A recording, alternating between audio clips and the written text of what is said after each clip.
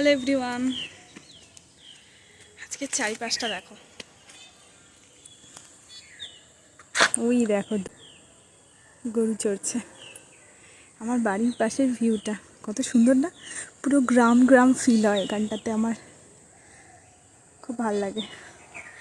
গাছে মুকুল এসছে দেখো কত, দুদিন পরে গাছ মানে ছাদ থেকে হাত পাওয়া যাবে গাছে আমের।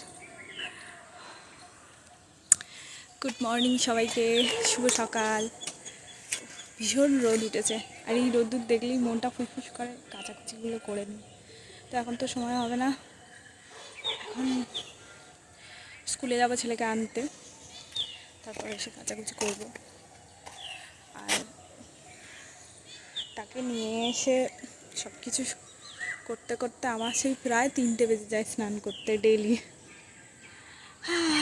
চলো টাটা, ভালো থেকো সবাই।